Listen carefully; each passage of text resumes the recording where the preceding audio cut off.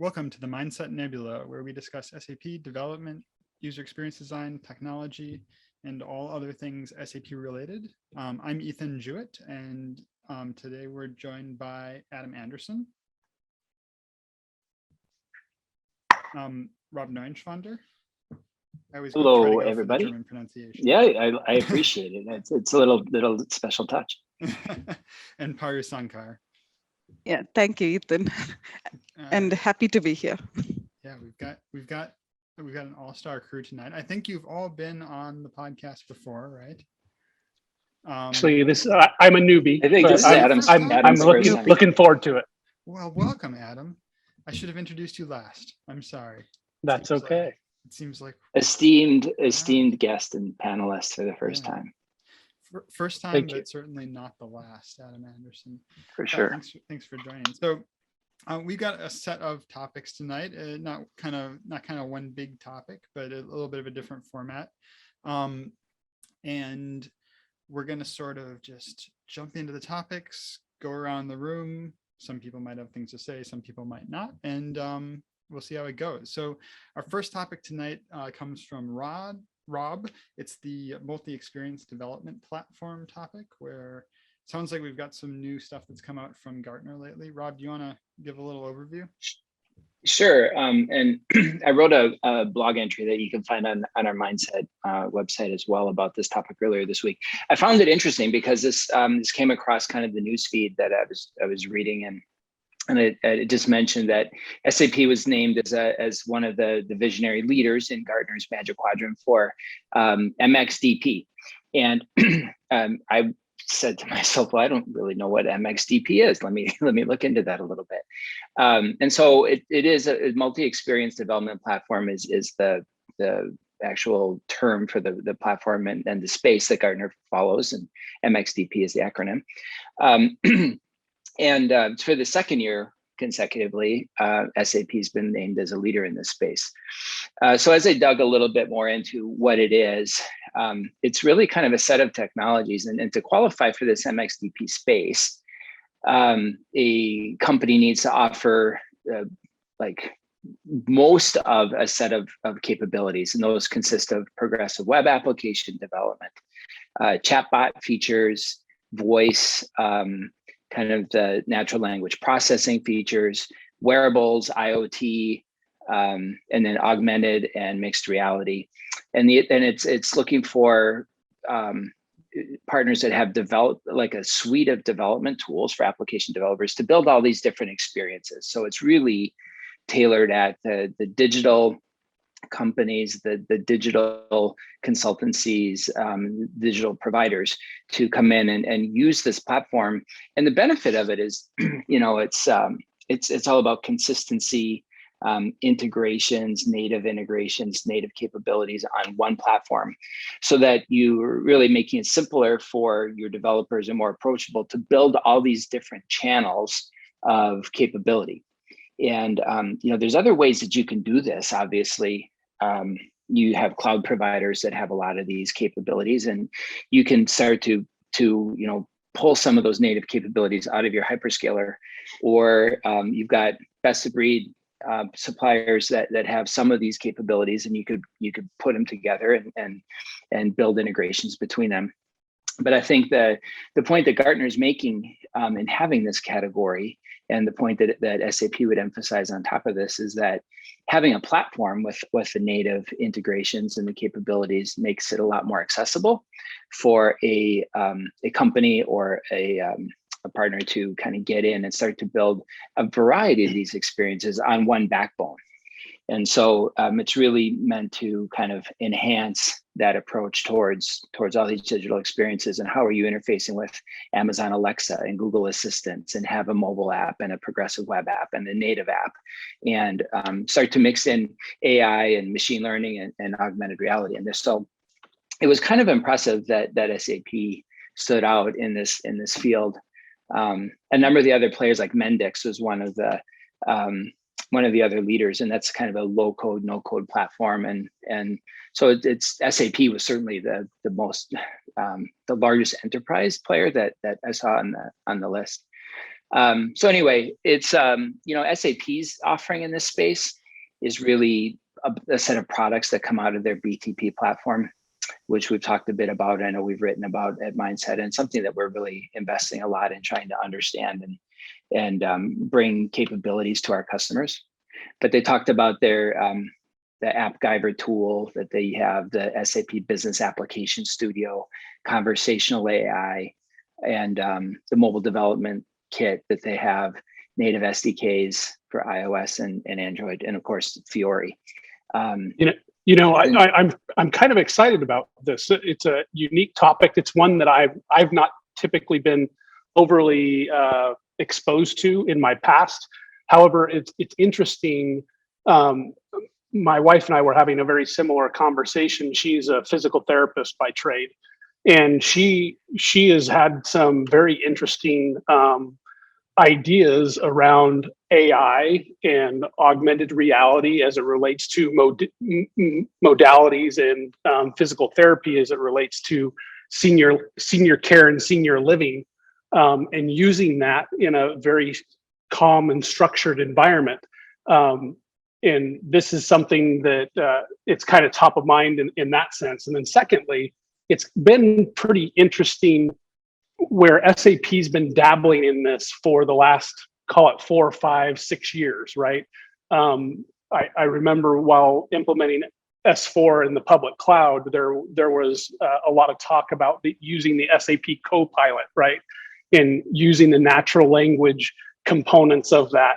And it's now seems to be coming to bear with a full solution suite of offerings that you can actually build things on top of not only the ERP, but integrating it with whether it's IoT related aspects of it or deep learning, machine learning, and integrating that into the big data components and bringing that back into your ERP to mesh with your other harmonized data in the future. So I love where this is going.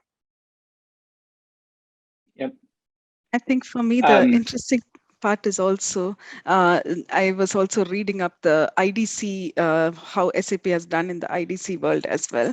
And besides Gartner giving it the name MXDP, IDC also kind of puts it in a very nice framework about the capabilities itself. So if you look into that, you talk about the intelligent applications that then have the analytics aspect of it, where it's really looking into the business intelligence and how to really take the decision aspect of it, automating the tasks, putting the decision, the data required for the decisions at the right place.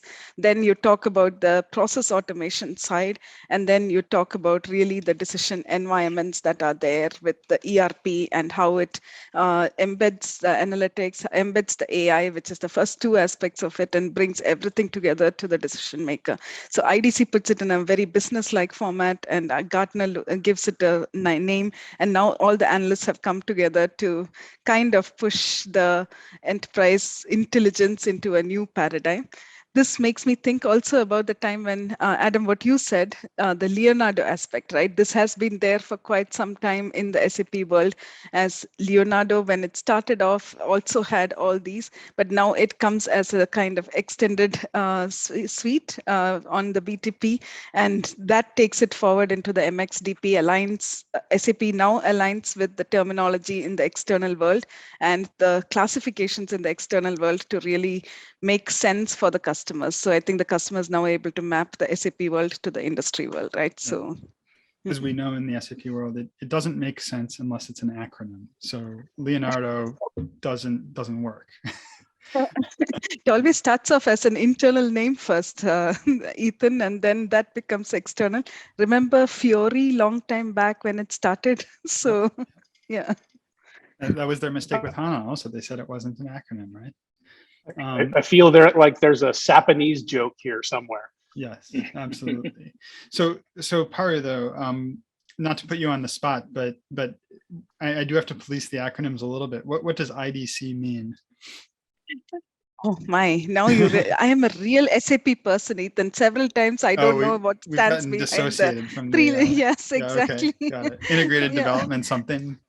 IDC, the one IDC I was talking about is the analyst IDC, Oh, but the analyst firm. the Got it. analyst Got it. IDC, yes, Okay. I thought yes, you were yes. talking about a product or something. All right. No, No, but now you have made me curious enough to go and check out what does IDC stand for in the analyst and it IDC depends on world. what consultancy firms you've been with in your past, because when I was with a prior consulting firm, IDC was the India Delivery Center. So There you go.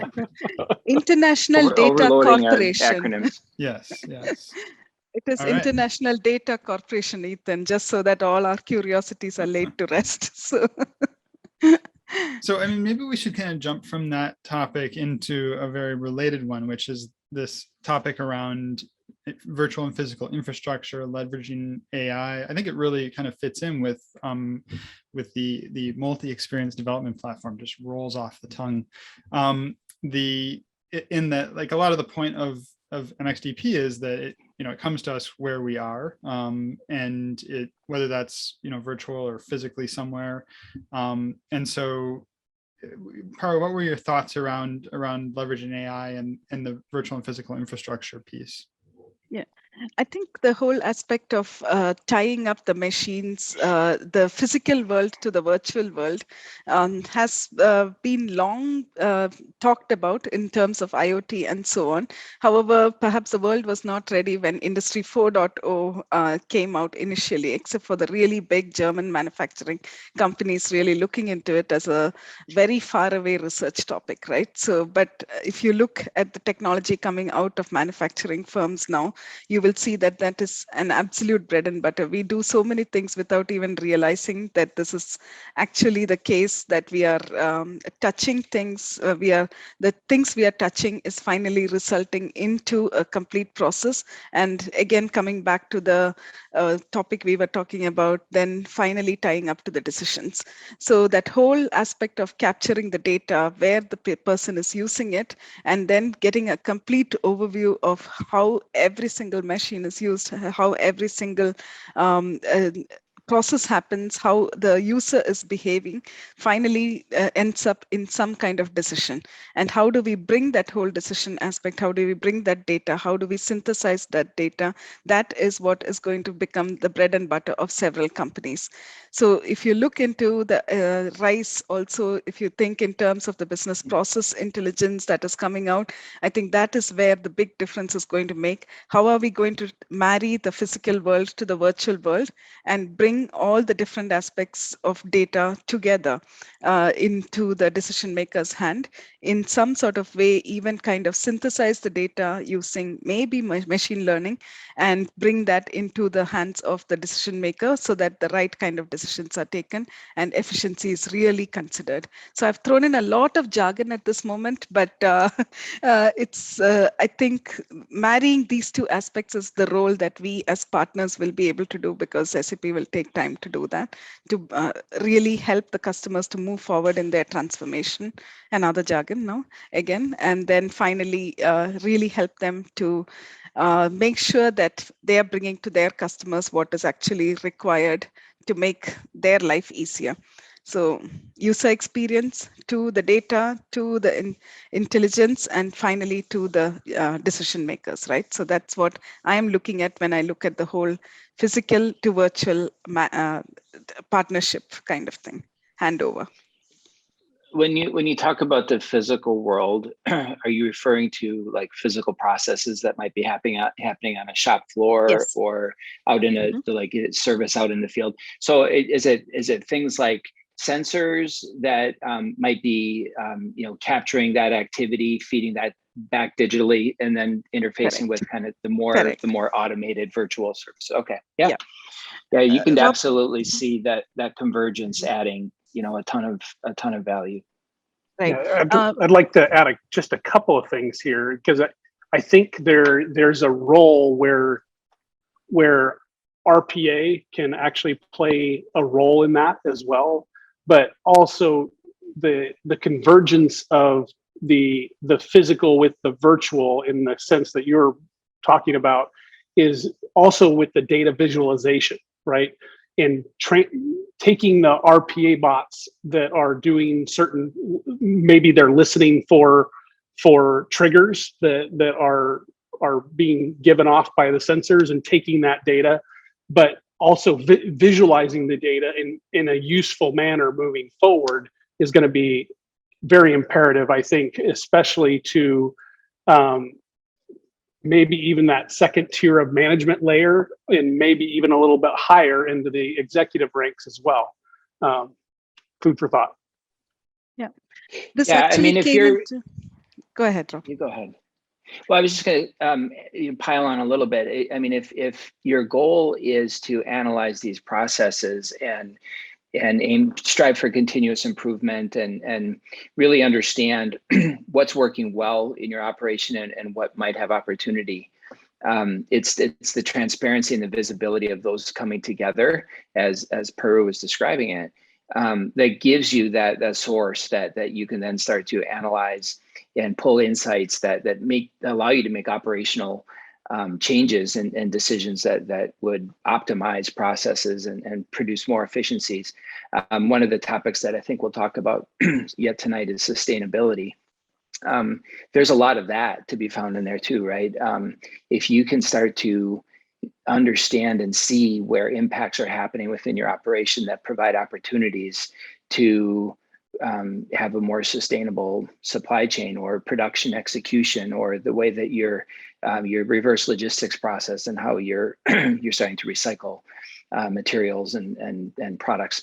All of those are vastly aided by what you're describing, Prue, because it gives you kind of the visibility to, the footprint that's inherent in the data.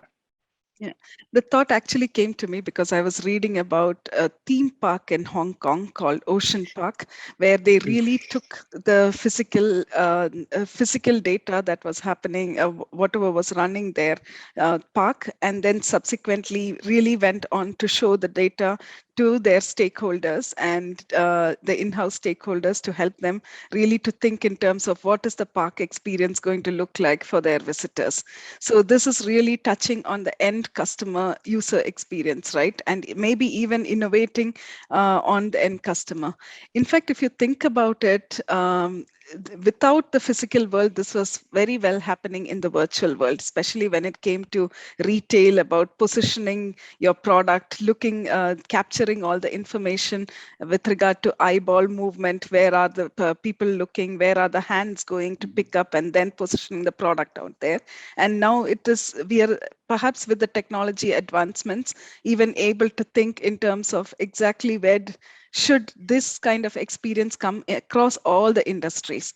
And another example, again, in the Asia world was with regard to a utility firm in Asia that really thought about connecting the customers to their billing points, the gas billing points, and how do they really take the customer facing self-service, get all the information that was going on from the past together to see how that customer needs to be served. So these kind of customer service, personalized service, is very well matching with the whole concept of how S4HANA came out with regard to how do we personalize the experience of the customer on the product side as well as on the service side. So it's a very interesting turn of the century, I think, where we are really thinking about personalizing not just in terms of the clothes we wear, but also in terms of what is the service we are getting, right? So yeah. Hey, Paru, as a follow-on to that, curious what your thoughts are on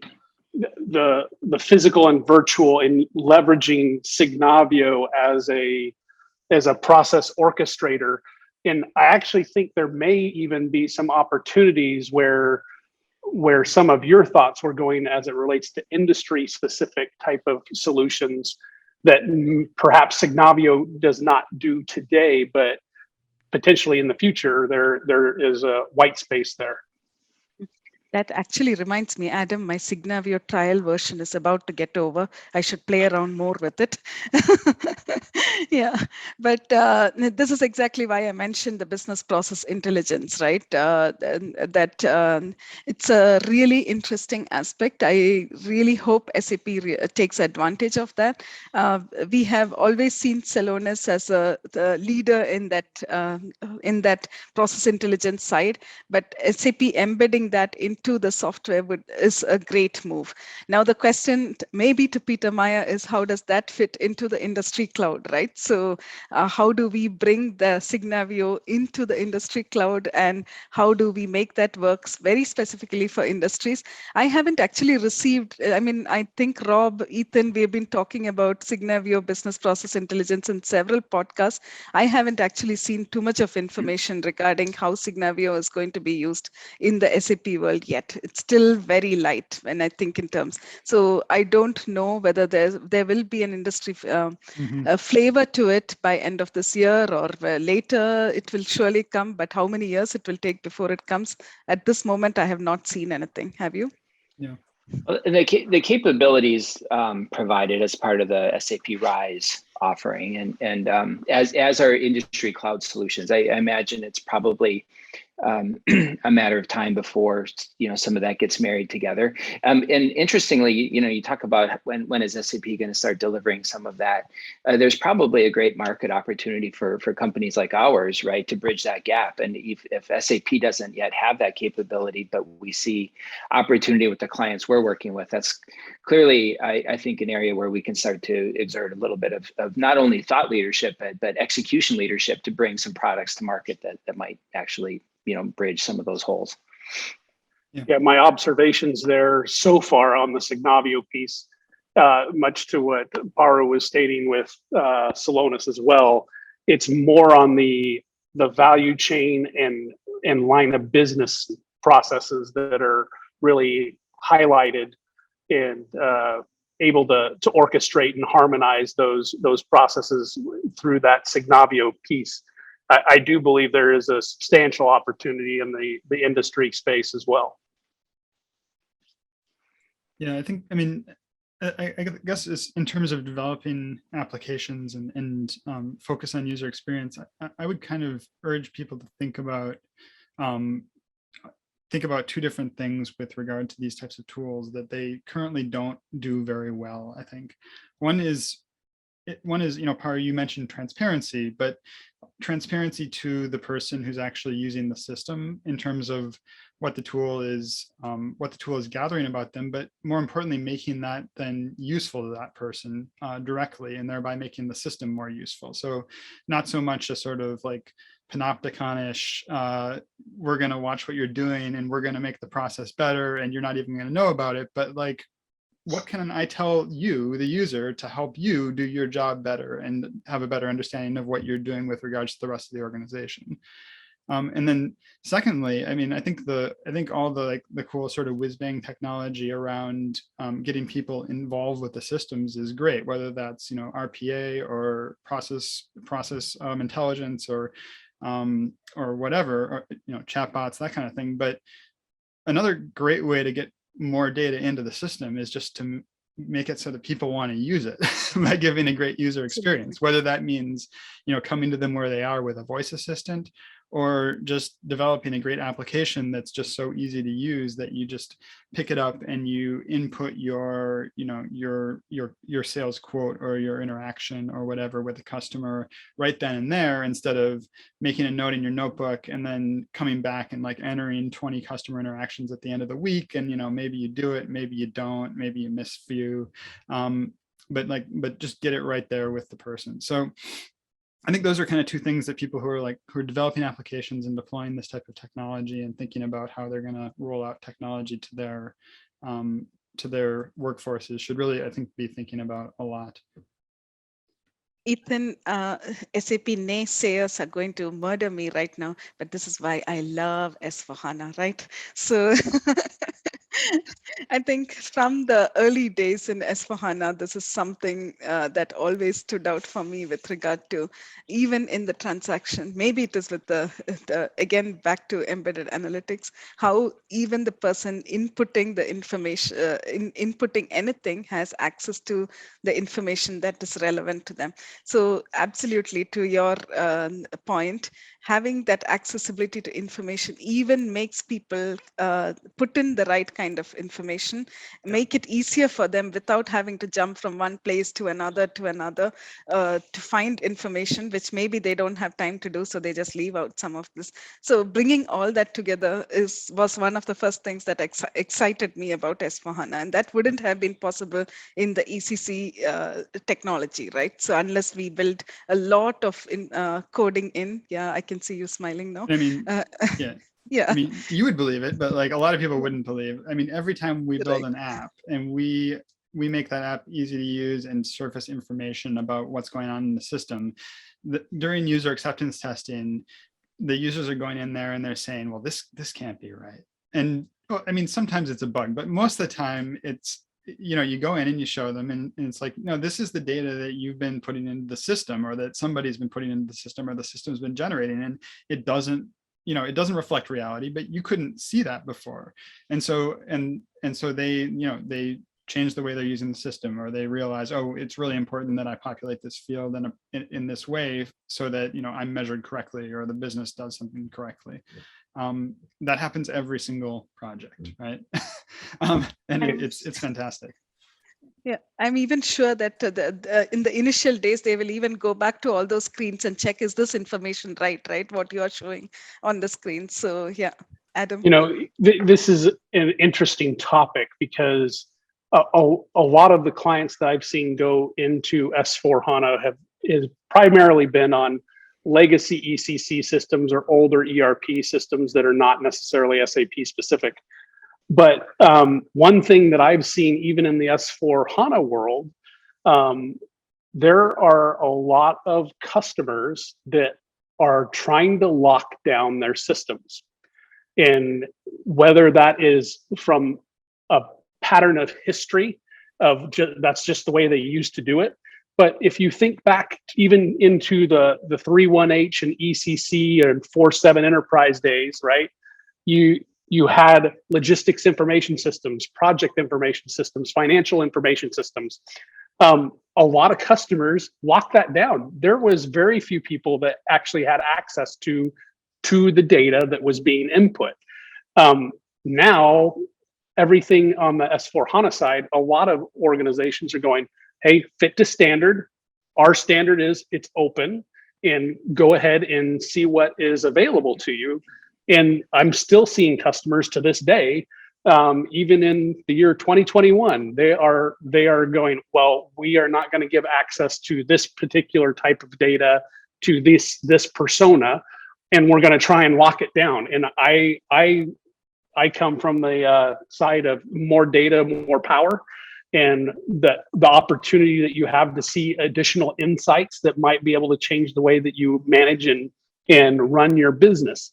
And I wholeheartedly agree with your perception there of, hey, listen, let the users have access to the data that the users are inputting, and let them see what power comes out of embedded analytics or inline analytics that is just coming straight out of the box of S4. All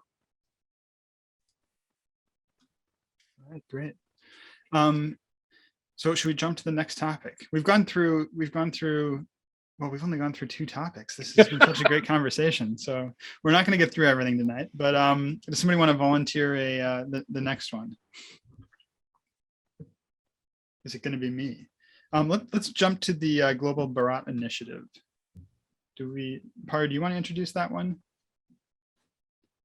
Yes, sure. As soon as I find the mute button, so unmute button. Yeah. So I think one of the very interesting initiatives that has been gaining ground. Typically, when we think in terms of SAP, we think large enterprises, right? So even when I remember in 2000, I think it was 2011, when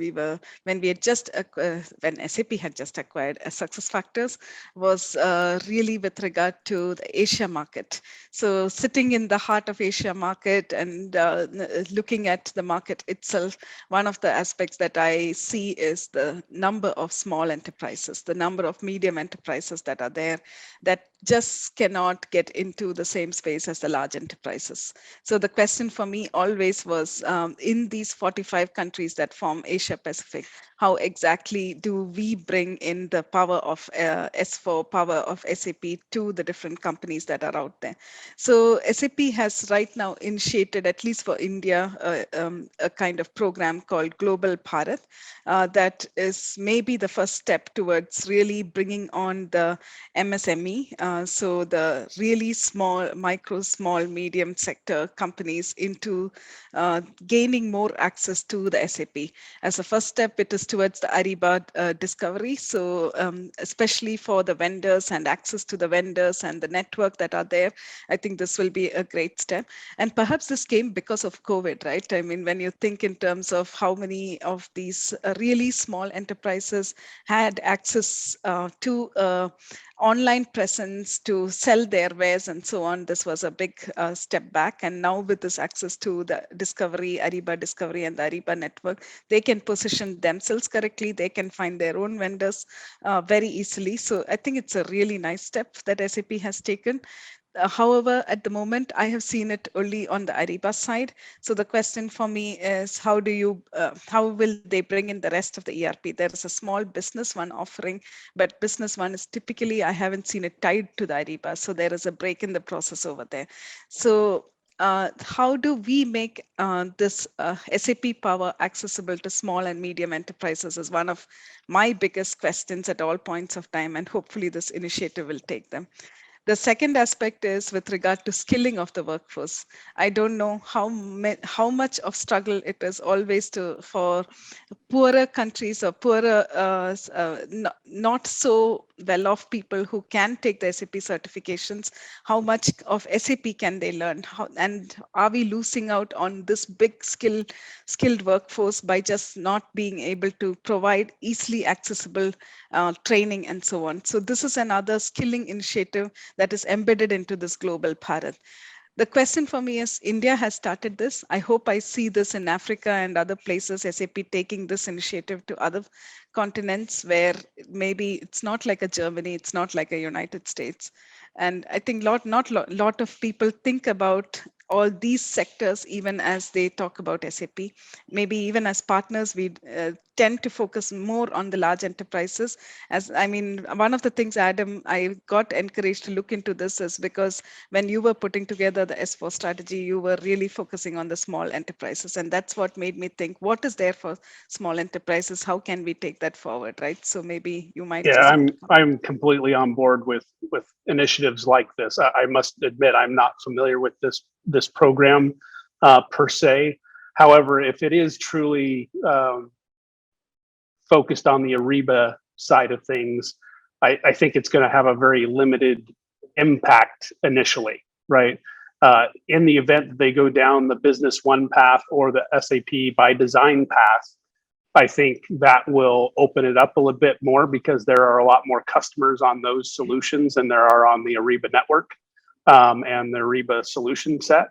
However, if the initiative is truly based on, hey, listen, let's get all these microservice companies and small to mid-sized companies on the Ariba network, I can see where that's a benefit too.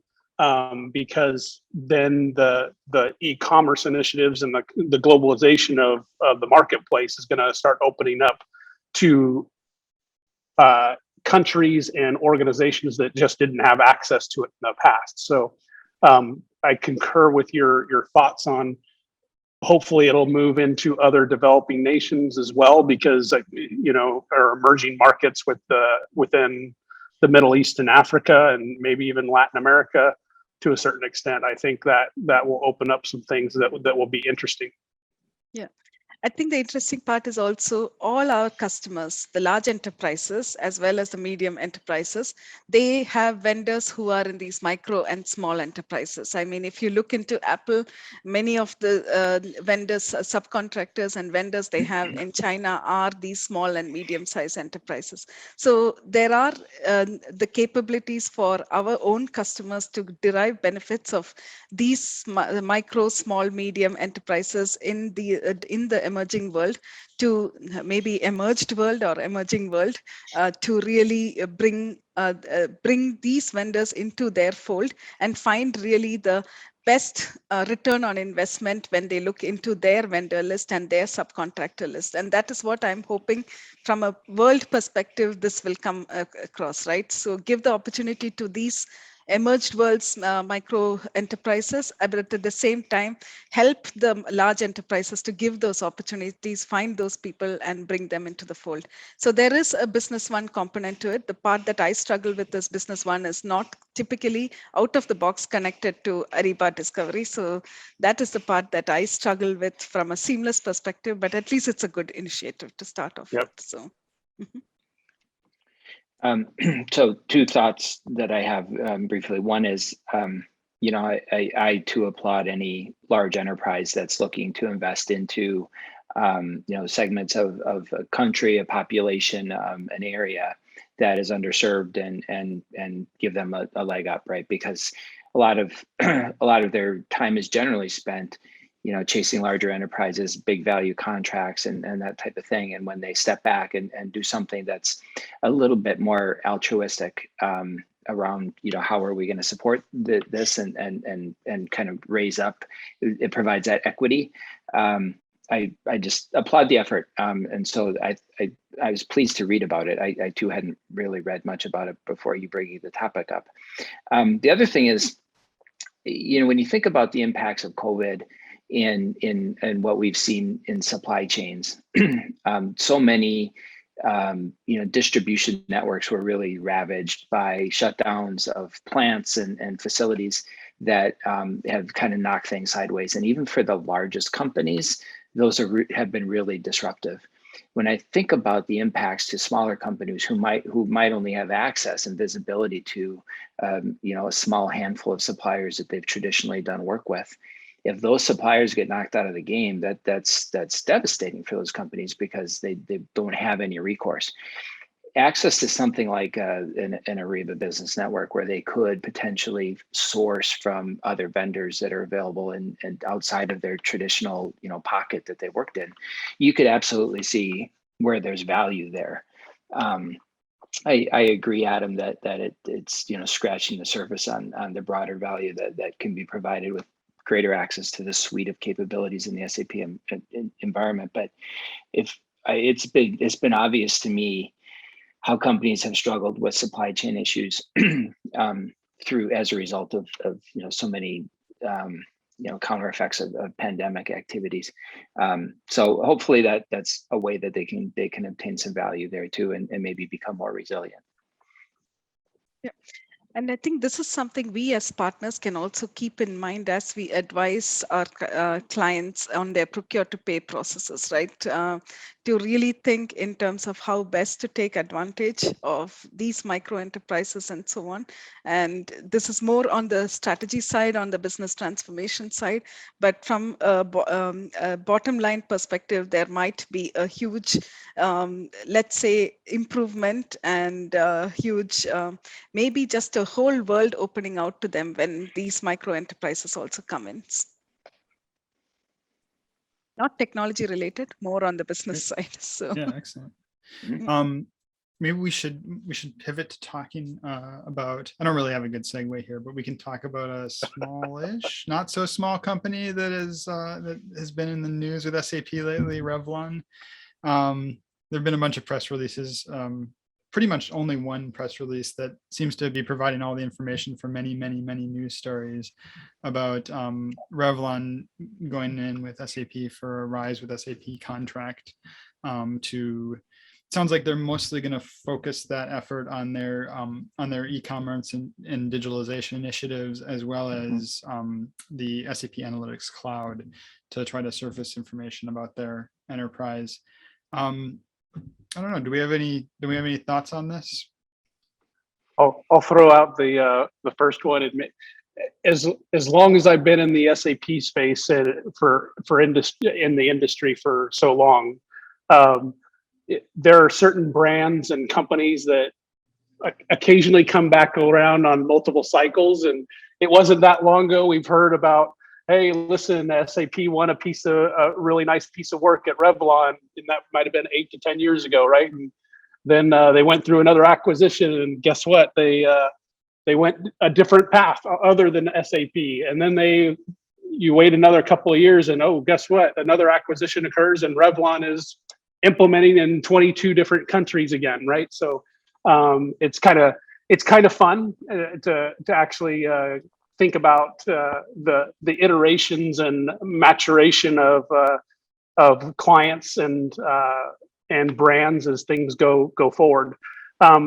On the SAC side, I think from a SAP Analytics Cloud perspective, I think a lot of companies are starting to realize that, hey, listen, SAP Analytics Cloud can provide something that traditionally they would either have to have SAP BW or some sort of other data warehousing tools, as well as data visualization, that maybe you had a Tableau or a Cognos cubes that would sit on things like that. I think SAP's maturity in this space has come a long way since the early days in SAP, and I'm excited where the Analytics Cloud is going, and the opportunities to mesh the data from even outside the SAP ecosystem and putting it into a format and to be digested and ingested inside organizations to make some very unique strategic decisions, not just tactical, but strategic decisions that will impact the long-term viability of their organizations. Yeah, I would even agree. just from a marketing perspective, SAP is just this year they kind of came out with Rise as a platform offering, and even as it was discussed so much at Sapphire, there still wasn't a lot of kind of household names that you could hang your hat on. And so I think from a marketing perspective, SAP has been waiting for the opportunity to be able to, kind of push forward a very recognizable brand that's standing behind the product and is looking to implement it. So that'll probably help with a little more awareness in the marketplace and maybe offer a hinge of legitimacy, except for the people like Adam who remember the times that it's kind of gone around in circles before. So I think SAP is probably really pleased about that. I'll be interested to see, kind of the success that they have behind what they stand up, and how quickly they can stand it up, because there's a certain speed to market promise behind the Rise, kind of value proposition, and I'll be watching intently to see how that plays out. Yeah, I think we'll see. Oh, sorry, go ahead, Parag. It's very interesting because end of last year, I think there was something around how Revlon could have made their ERP journey much better, rather than end up in looking into reasons why it might have failed. So from that perspective, it's interesting to see that Rise is the answer they went for, because a lot of the things were not system related. It was very organization related, risk identification related, and so on. So looking into that aspect, it's maybe getting that whole aspect of best practices for retail, which I think is one of the reasons they decided to go in for Rise. Looking into that, taking that best practices. It's something I've seen while discussing with several customers when I was in S4HANA product management side, that one of the reasons for going on the cloud journey was for IT teams to really hold up, and Adam, you can also see whether this was the case when you did it as a customer, was for IT to really hold up the mirror in front of the business and ask, is this really what you want to do, make all these changes, or is this something we want to go standard, and we want to really look at the differentiating factors when we think about the changes to make to the system. So with Rise, with the best practice, I would be very interested in seeing whether Revlon takes that standardization part and focuses only on the differentiating aspect, with rest of the household names on the cosmetic side. By the way, I'm wearing a Revlon lipstick today. So quite by chance, because I didn't know this would be a topic today. We're a themed podcast. Yeah.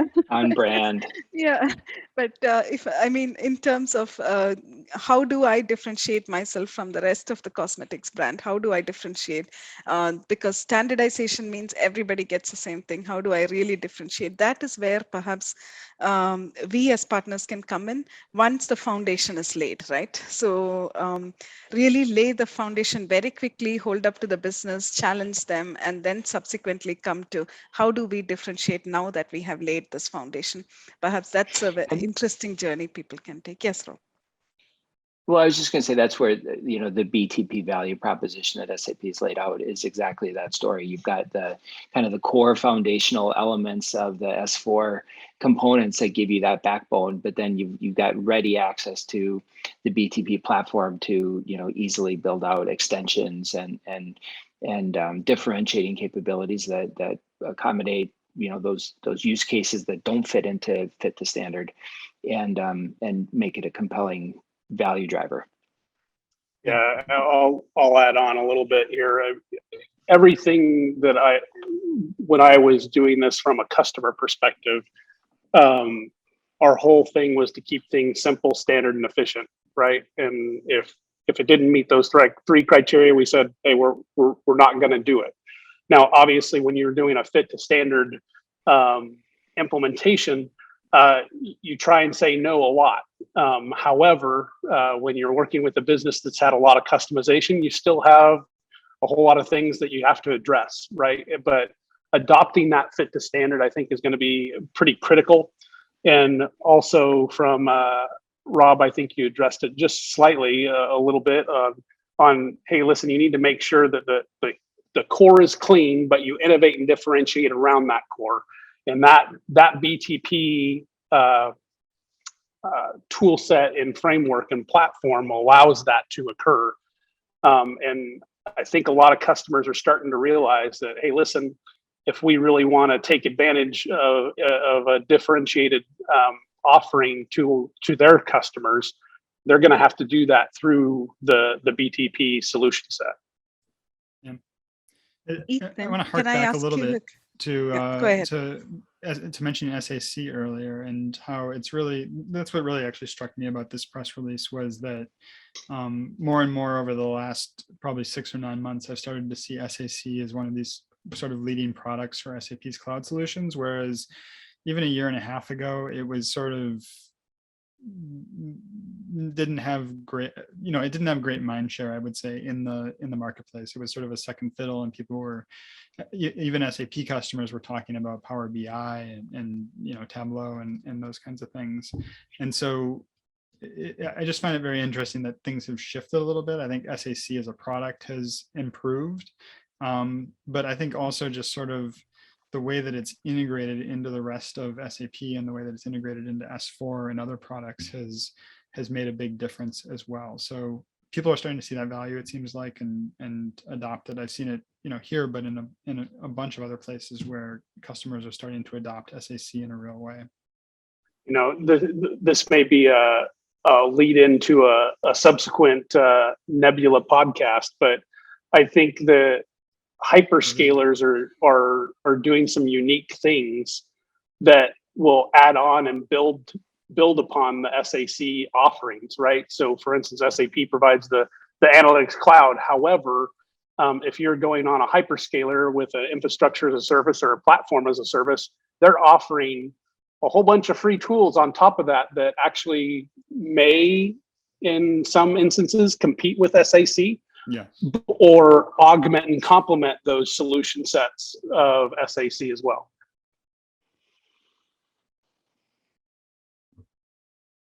Just to kind of put that, I couldn't resist this. So I would think in terms of bread and butter. Yeah, sorry. Bread and butter, a part of it, efficiency part of it goes standardization. The whole aspect of really making yourself different from the rest of the crowd is that whole BTP extensibility differentiation story. And I think that could be a maybe Adam, we should think of putting something together around these two aspects, right? So that would be great fun. You heard it here first. Yeah. New strategy. Excellent. I think we've got time for one more little topic. Should we hit on, what do you think, people? Sustainability or hybrid events? Which one is more important? I would say Well, sustainability. yeah, but if for sustainability, I think all we have time for is to maybe tease an upcoming podcast that we can do to dive a little bit deeper. That's right. Yeah. I would say, we talked about in kind of our analysis around Sapphire, the amount of conversation and the amount of content that SAP provided around their sustainability strategy, which we didn't really foresee coming necessarily in terms of like the big themes of Sapphire. So it was pretty apparent that they were putting a lot of effort behind that. And subsequently, there's been more information that's come out, and we at Mindset have been spending a lot of cycles thinking about it and positioning where we can help in this marketplace, and where we can help not only our existing customers, but some new customers that are they're scratching their heads and trying to understand, okay, well, how do I take all of these considerations around compliance and market opportunity and consumer sentiment and what my executive boards are kind of mandating for us, and put strategies in place that are coherent, that kind of leverage all the various data points that are out there. And SAP's really made a pretty strong statement that, look, we're the backbone behind almost all of these big companies across the world, and we are in a unique position to be the unifying force that unlocks the ability to get at that data and to track things across life cycles, and to really start to build data points that are actionable. So I think we're doing a lot of research at Mindset on this, and we've got some dedicated resources against it, and we've been thinking about how we can build services and products that can really help in this space, and how we can even partner with SAP. So I think there's ways that we can certainly spend a lot of time in maybe another podcast to kind of bring forward a little bit more tangible information on that. But that's just a teaser. I think it's a really important topic. Yeah, coming out of Sapphire this year, there's been a fair amount of IP on the zero-based initiatives that SAP is going towards. One of the ones that was top of mind for me, and I'm starting to see it more and more in a lot of their pitches, especially even in the finance area specifically, where you have top line growth, you have bottom line growth, and then you also have green line. And green meaning the green initiatives and sustainability lines that can be not only allocated and tracked, but to be able to start making strategic decisions in that sustainability space. And to your point on the teaser, I'm looking forward to Edmund Manrique's podcast coming up here shortly on that topic. I was just going to say, I'm looking forward to what Edmund has to say. So, Adam, he's done a lot of great work. I got to see some of it today here at the App House. Yeah. Excellent. Great. So I would also vote for a different day when we just focus completely on sustainability as a topic. Okay. Sounds like a plan. Well, I think we've run over our allotted time already, but wanted to thank all of you for joining and talking about these topics. Adam, Rob, Paru, excellent discussion, and thanks so much for coming on the Mindset Nebula. Thank you, Ethan, for guiding us through it. For sure. All right. Great. Have a great time, everybody. Bye-bye.